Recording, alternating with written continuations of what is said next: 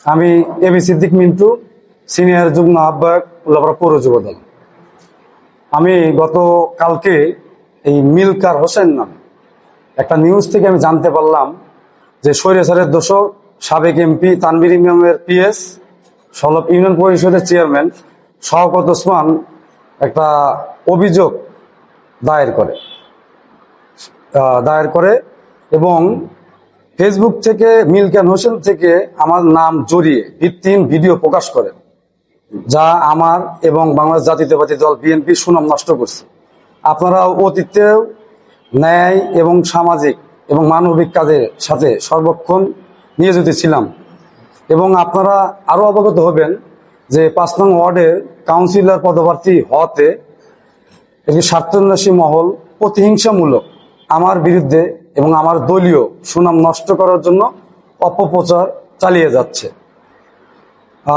এবং শওকত ওসমানের দায়েরকৃত ভিত্তিহীন এবং মিথ্যা অভিযোগের আমি তার বিরুদ্ধে মানহানির মামলা দায়ের করব এবং গতকালকে এই মিলকাত হোসাইন নামে তার পেজ থেকে মিথ্যা ভিডিও যেখানে দেখা যাচ্ছে যে আসামিগণের তালিকা, যেখানে আমাকে দেখা যাচ্ছে যেটা আদৌ সত্য নয়, যার কারণে আমি উল্লাপাড়া মডেল থানাতে আজকে জিডি করেছি এবং উল্লাপাড়া মডেল থানার ওসিকে অবহিত করা হয়েছে বিষয়টা, তারা তদন্ত করে দেখতেছে।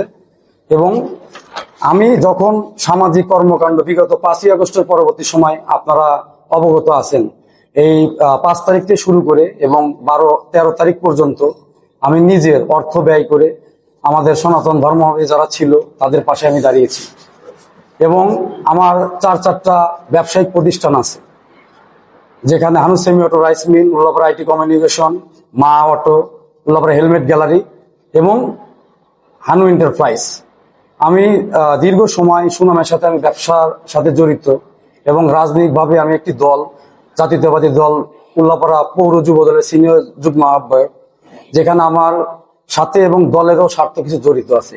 এই জামাত শিবিরের অনুগত এই মিলকাত, তিনি গতকালকে এই ফেসবুকে আমি সহ আমাদের দলের কিছু ভিত্তিহীন যেগুলো ছড়াচ্ছে, এটা আপনারা সাংবাদিক সমাজ আছেন এবং আইন শৃঙ্খলা বাহিনী আছে, গোয়েন্দা সংস্থা, বাংলাদেশ আর্মি, ডিজিএফআই, এনএসআই সহ সকলকে আমরা বলবো যে এই ঘটনার সাথে যারা জড়িত তাদেরকে আইনের আওতায়, সেটা আমার দল কখনোই এই যারা অপরাধ করছে তার দায় নেবে না।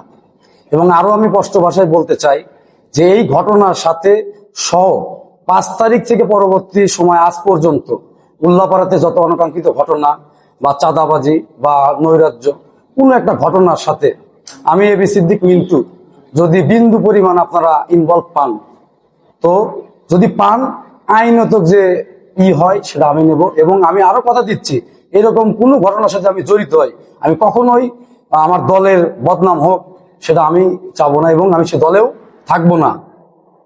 এটা আপনাদের মাধ্যমে সাংবাদিক সমাজ আছেন, সুশীল সমাজ আছেন এবং আইন শৃঙ্খলা বাহিনী আছে এবং তাদেরকে আমরা দৃষ্টি আকর্ষণ করতেছি যে এই ভিত্তিহীন মিথ্যা যেটা আদৌ সত্য না, সেই জিনিসটা প্রচার করে আমাকে সামাজিকভাবে হেয় করছে আমার প্রতিপক্ষ। তখন থেকে আমি 5 নং ওয়ার্ডের কাউন্সিলর পদপ্রার্থী হিসাবে ঘোষণা দিছি, তখন থেকে আমার বিরুদ্ধে অপপ্রচার চালিয়ে যাচ্ছে।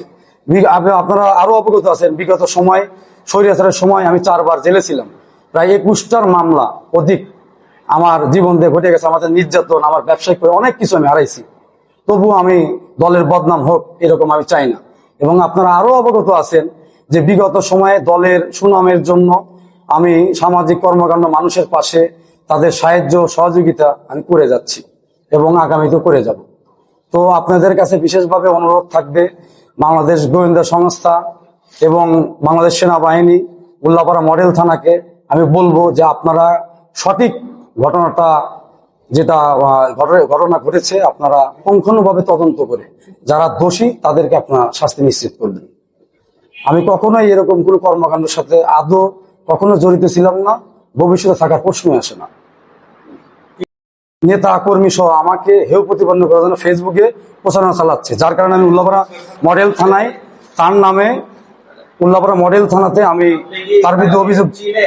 না, আমি তাকে চিনি না, আমি তাকে জানি না, কিন্তু আমি দেখলাম সে একজন জামাত সমর্থিত লোক এবং উল্লাপাড়া মডেল থানায় এই যে আমি আজকে অভিযোগ দায়ের করেছি।